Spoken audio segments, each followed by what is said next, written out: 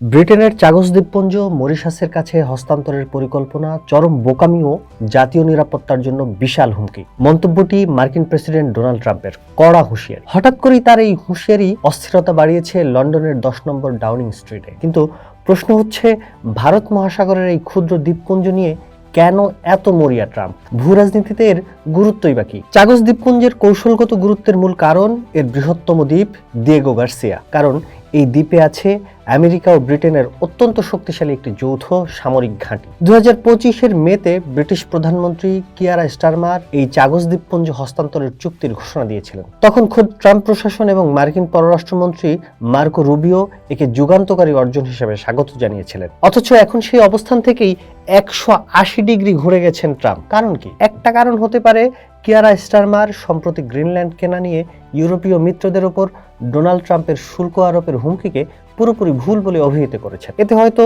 বেজায় চটেছেন ট্রাম্প। কিন্তু ট্রাম্পের মাথায় কি অন্য কিছু চলছে? কেন ট্রাম্প চাগস দ্বীপপুঞ্জ হাতছাড়া করতে চান না? পোস্ট এখানে কয়েকটি কারণ দেখে। ট্রাম্পের ভাষায়, চীন কেবল শক্তিমত্তা চিনতে জানে। তিনি আশঙ্কা করছেন, মরিশাস দ্বীপপুঞ্জের মালিকানা ফিরে পেলে সেখানে বেইজিং এর প্রভাব বাড়বে। ভারত মহাসাগরে চীনের স্ট্রিং অফ পার্লস নীতির মোকাবেলায় দিয়েগো গার্সিয়া আমেরিকার জন্য একটি অপরিহার্য ঘাঁটি। সার্বভৌমত্ব হস্তান্তরের এই পদক্ষেপকে ট্রাম্প চরম দুর্বলতা হিসেবে দেখছেন। দিয়েগো গার্সিয়া থেকে মধ্যপ্রাচ্য, দক্ষিণ এশিয়া ও পূর্ব আফ্রিকায় অতি দ্রুত সামরিক অভিযান চালানো সম্ভব। এখানকার বিশালাকার রানওয়ে থেকে B-52 ও B-2 স্টেলথ বোমারু বিমান অনায়াসে উড়াল দিতে পারে। এছাড়া পারমাণবিক সাবমেরিন নোঙর করার জন্য এটি বিশ্বের অন্যতম নিরাপদ স্থান। চুক্তি অনুযায়ী 99 বছরের জন্য ব্রিটেনের কাছে ঘাঁটির নিয়ন্ত্রণ থাকার কথা থাকলেও ট্রাম্প এতে আশ্বস্ত নন। তার মতে, সার্বভৌমত্ব হস্তান্তর করার পর ভবিষ্যতে আন্তর্জাতিক আইনি জটিলতায় এই ঘাঁটির স্থায়িত্ব নষ্ট হতে পারে।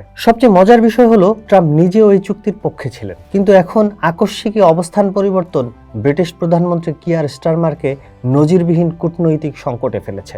স্টারমার যখন ট্রাম্পের সঙ্গে গভীর সম্পর্কের সাফাই গাইছেন, তখন ট্রাম্প সেই সম্পর্ককে তুড়ি মেরে উড়িয়ে দিয়ে একে বোকামি বলে আখ্যা দিলেন। ট্রাম্প এই ইস্যুটিকে তার পুরনো দাবি ডেনমার্কের কাছ থেকে গ্রিনল্যান্ড কেনার স্বপ্নের সঙ্গে মিলিয়েছেন। তার যুক্তি, ডেনমার্ক বা ব্রিটেনের মতো দুর্বল মিত্রদের উপর নির্ভর না করে গুরুত্বপূর্ণ কৌশলগত ভূখণ্ডগুলো সরাসরি আমেরিকার নিয়ন্ত্রণে থাকা জরুরি। 1965 সালে 3 মিলিয়ন পাউন্ডের বিনিময়ে আলাদা করে ফেলা এই দ্বীপগুলো ফিরে পেতে মরিশাস দীর্ঘকাল লড়াই করেছে। আন্তর্জাতিক আদালতও মরিশাসের পক্ষে রায় দিয়েছে। কিন্তু ট্রাম্পের দ্বিতীয় মেয়াদে তার আমেরিকা ফার্স্ট নীতির সামনে এই আন্তর্জাতিক আইন বা মিত্রতার মর্যাদা কতটা টিকবে তা নিয়ে এখন বড় প্রশ্ন। বিশ্লেষকদের মতে, ট্রাম্প স্পষ্ট করেছেন, তার দ্বিতীয় মেয়াদে কোনো পুরনো মিত্রই শতভাগ নিরাপদ নয়।